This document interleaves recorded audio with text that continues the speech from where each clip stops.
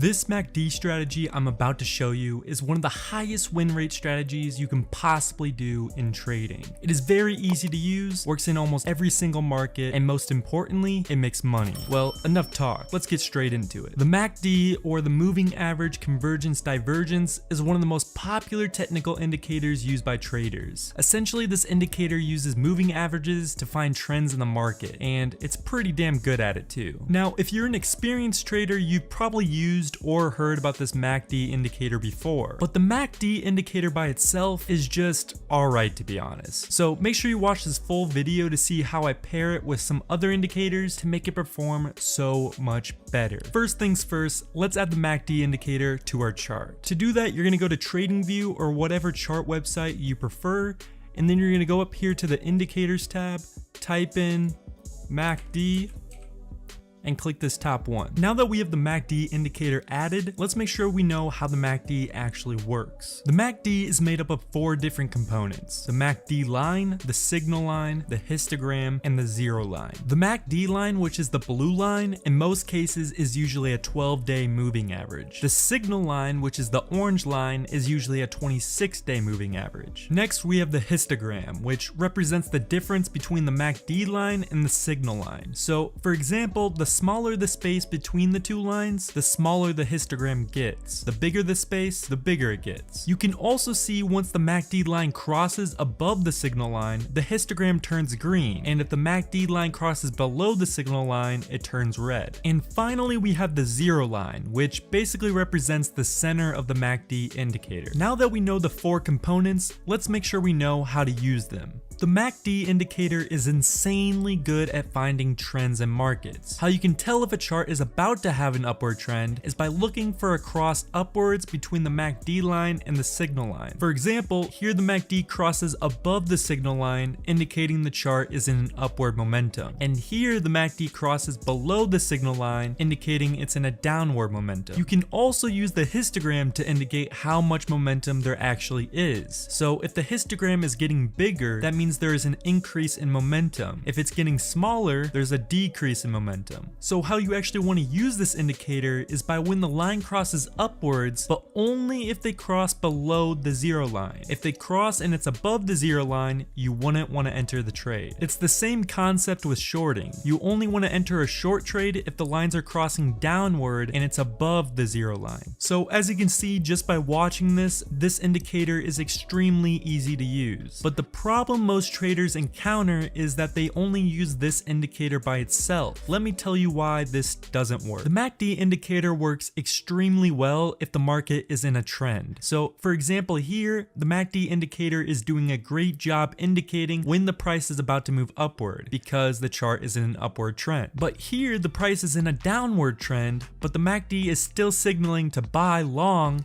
even though the price is going down. A simple fix to this issue, for example, if we're trading long, we only want to trade if the market is in an uptrend. You never want to trade against the trend because the odds will always be against you. So an easy way to figure out if the market is in an uptrend, you simply just need to add a 200-day moving average. To do this, you're going to go to the Indicators tab on TradingView and type in EMA, which stands for Exponential Moving Average or Moving Average Exponential.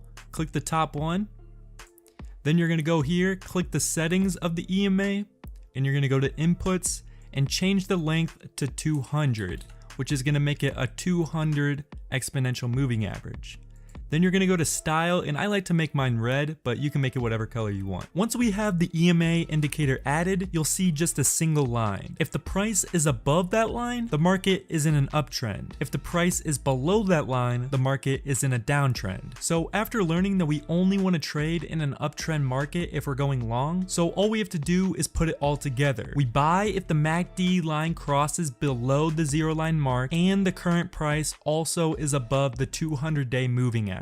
This will guarantee that you are only trading when the market is in an uptrend, which is a very powerful combo. If you wanted to short, you would do the exact opposite. So make sure the price is below the 200-day moving average and the MACD lines are crossing downward above the zero line. So as an example, we would want to enter a long trade right here because the MACD lines are crossing upwards below the zero line and the current price is above the 200-day moving average. Now what I like to do is set a stop loss below below the 200-day moving average. So the 200-day almost acts as a wall that the price has to break through to hit the stop loss. Then I like to have a 1.5 profit ratio for my profit target mark. So as you can see for this example, the strategy worked exactly as we wanted it to, and we made money. But we can still make this trading strategy even better. This MACD strategy combined with a 200-day moving average works extremely well only if there's a lot of price movement. Where the strategy starts to get kind of iffy and giving false signals is when the chart starts going sideways and losing momentum. So as you can see here, the chart is moving sideways and lost almost all of its upward momentum, and the MACD is giving lots of false signals. If you traded here, odds are you probably lost money. To fix this issue, we have to combine the MACD with price action. To do this, identify a key support or resistance where the price hits and bounces. So as you can see, the price goes down, hits this point, and reverses upwards. The next step is to wait for that price to hit the same key level again, and once it does, we are expecting the price to bounce off the support and go upwards just like it did before. But as a clear side note, just because we made this support and it bounced off this before doesn't mean that it'll always do it again. It can easily break through the support and drop lower if it has enough momentum. If we want to make sure the price is about to change in momentum, that's when we bring out the MACD indicator. So what you would do is make sure the price is above the 200-day moving average. Once the price hits the support made, wait for the lines on the MACD to cross below the 0 level, and that's when you enter the trade. I just revealed to you how the MACD 200-day moving average and using support and resistance levels gives an extremely high win rate with this strategy. All I ask in return is if you can take 2 seconds of your time and like this video. If you want to stay up to date with my future strategies, make sure to subscribe, because in my next video I'm planning to release a strategy that works even better than this MACD strategy. Hope you guys all learned something from this video, and I'll see you guys next time.